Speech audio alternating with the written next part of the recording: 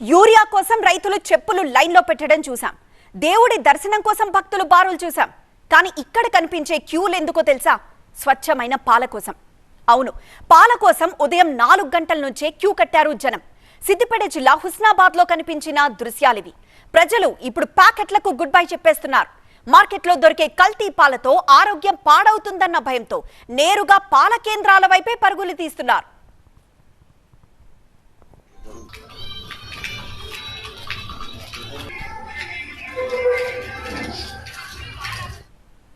అయితే అక్కడే మొదలవుతోంది అసలు సమస్య.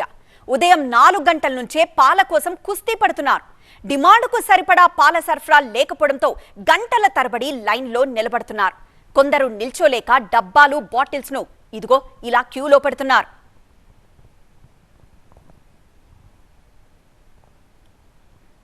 కాసిన్ని పాల కోసం 2-3 గంటలు వేచి ఉండాల్సి వస్తోందని ఆవేదన వ్యక్తం చేస్తున్నారు స్థానికులు. ప్యాకెట్ పాలు తాగొద్దనే ఉద్దేశంతోనే పాల కేంద్రంకి వస్తే పాలు సరిగా రాకపోవడం వల్ల గంటలు వేచి చూసే పరిస్థితి ఉన్నది. ఏదైతే పాడి రైతులు ఉన్నారో పాడి రైతులకు ప్రోత్సాహం ఇవ్వాలని ఈ సందర్భంగా మేము కోరుతున్నాం.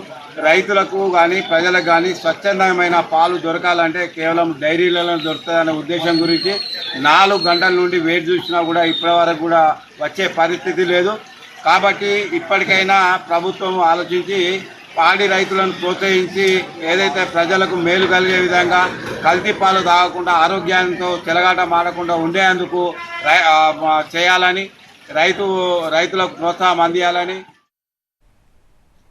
స్వచ్ఛమైన పాలు తాగాలన్న ప్రజల కోరిక మంచిదే. కానీ అధికారులు పాల ఉత్పత్తిదారులు ఇప్పటికైనా స్పందించి సరఫరాను పెంచుతారా, లేక హుస్నాబాద్ వాసులు రోజు ఇలా డబ్బాలతో కుస్తీ పడాల్సిందేనా?